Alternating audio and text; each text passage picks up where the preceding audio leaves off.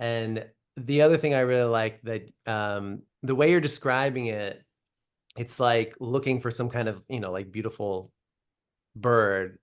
There's an aspect of it in there about like the beauty of those minds, which from a point of view of meditation is kind of like a type of faith, right? It's like admiring faith, seeing the beauty of our peaceful, positive minds within us and discovering that those inner qualities and that inner beauty. And that makes the meditation much more enjoyable. And like you were just saying, it gives rise to that effort. Like we want to discover that within us. Yeah. Yeah, I really like that concept of seeing the beauty of our object of meditation and making a point to highlight that, because that does give us faith, what we mean in Buddhism by faith, that admiring faith. And it also, I would think it means that we love the object. I feel like, oh, if I've spotted something that I love, and of course you want to hang out with what you love. So I've spotted this beautiful peace of mind or this feeling of love. I want to hang out with it. And our mind goes where we want to what we want, what we're most interested in. And if I remember to love, or I encourage myself, or I find myself loving my object of meditation, then my mind's going to want to be with that more than the potential objects of distraction, which is really, really helpful. Actually, that also makes me think of how thinking about mental peace, which is kind of the epitome of all of our objects of meditation, when in essence, inside all of them, how Venerable Geshe increased or changed or added to the definition of enlightenment.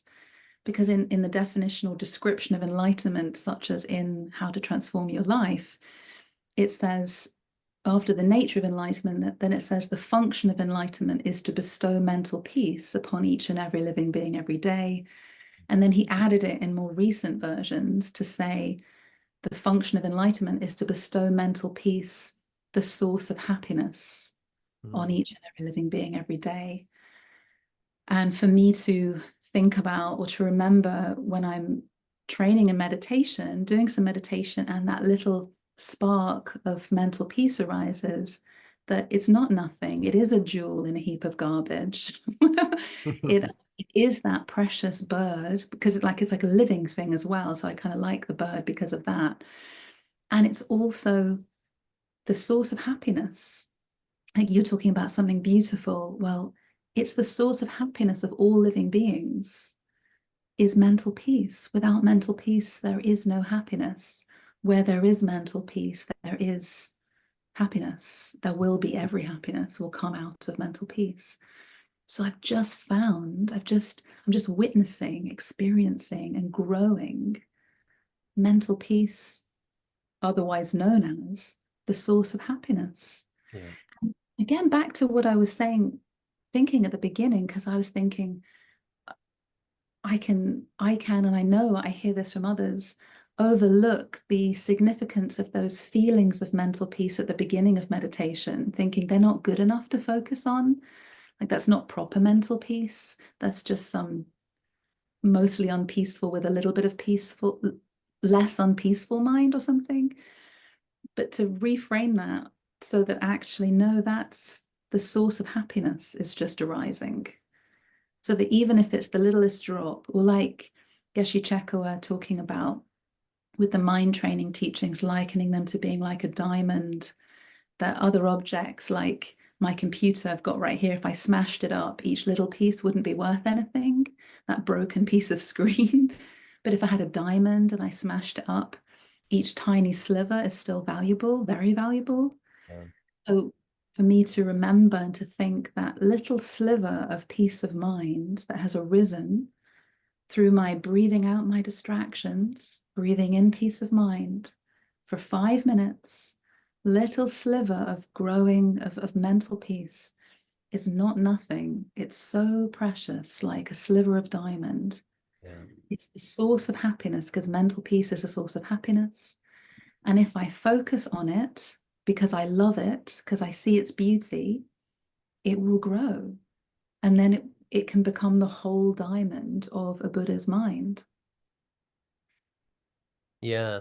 There's an interesting element I think that comes in, and I do think is unique to Kadampa Buddhist meditation, and that when we are connecting to that peace, it's not just about that little experience, like you're saying. It's not about, oh, like I'm just slightly more peaceful. There's a like a vision within it, like that peace is like that sliver of that diamond, and our ability to like connect with the diamond, so to speak, like almost feel, like I've had some teachers describe like seeing our own inner peace is like a stream flowing into the vast inner peace of the ocean of Buddha's mind, kind of thing, where Yeah.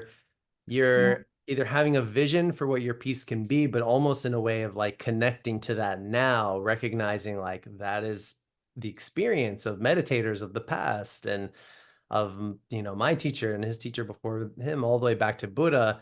And that's something I can tune into, and it's almost like a shortcut to peace, because if we feel like we have to do it all ourselves, like step by step, go from where I am now to this vast reservoir of peace, permanent inner peace, a mind that's always still and clear and joyful, it seems like a massive journey. But if there's a way that I can sort of identify, tune into that now, relate to that now, it's almost like a shortcut to, yeah, tuning into our Buddha nature, tuning into that potential and becoming, like embodying it, so to speak, without having to, without, it's like almost being on the top of the mountain when you're going on a journey. And even if you're not there, holding that vision in your mind of being there, it Mhm. makes the journey quicker.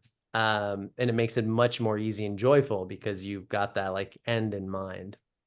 Right. Yeah, that's really nice. Yeah, and I'm going to use that thing about connecting with the whole diamond, France. Thank you. I like that too. That little sliver is connecting with the whole diamond of that future enlightened experience or Buddha's enlightened experience now. Hmm. Yeah. Yeah, and I really appreciate the lens that you're bringing on it, which is that the even the small piece of it now that we have is valuable. And I think that's something we really have to, and it's not like in our society, we value these kind of things. We value the latest like buzzword trends that are happening, and we value things that can make us money, for example. But how do we learn to value our own insights, our own virtuous minds? And I think that's something we have to learn, like that way of thinking and being. And it's like the auspicious symbol we have on our temples with the treasure vase, right? And it's like become rich with the treasure of inner wealth, of compassion and wisdom. And that it's a very different like way of engaging with what's valuable to us in our life. Yes, it is definitely. And like you highlight, it's so important because otherwise we won't focus on it and keep doing it. But I like the way you use the word rich with respect to the treasure vase, because if we could feel, or I can feel, we can feel when we develop those minds, or to recognize that we are feeling rich, like just doing that experiment on ourselves, when my peace of mind has grown, even to that small degree, it feels really good compared to when other things happen in my life, when people compliment me, when I get a better job, when things go my way. That might feel good in some respect, but it doesn't feel as good. And to really take the time to notice the quality, the real quality of that good feeling that comes with a virtuous mind, a peaceful, positive mind. Yeah. Then we want to gravitate to it because we feel that's more rich for us. Yeah, and it's also the inner wealth, it's the whole fact that it's not the pleasant feeling that we're getting from external, like if someone gives you a compliment and you feel good about it, that pleasant feeling depends on someone else complimenting you, which is a very rare thing, versus the Not pleasant in feeling. France. The pleasant feeling coming from our own peaceful states of mind, that is true wealth because it's coming from me. I don't now depend on other people or situations going some way in order for me to be happy. And that is an incredibly valuable thing. Like you were saying, if when we're meditating, we're discovering I've actually found happiness here, and then you recognize actually I've created this happiness without depending on anything outside of me at Yeah. all. You just there's a sense of freedom that comes from recognizing actually my happiness is completely in my control, and what I have to all I have to do that is continue to, as you were saying, discover that in my mind and then focus on that and it will grow.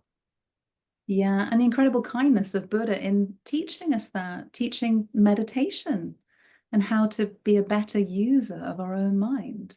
Incredible. Yeah, I like that, better user of our own mind. I think it makes me think of a computer. It's like you need a user manual to figure out how to use this thing. And it's the same with our mind. No one shows up and except for Buddha and like gives us like, okay, you have this incredible source of happiness and peace and joy and love and power to benefit others inside of you. Here's how to use it and how to unlock that potential within. Yeah. Yeah.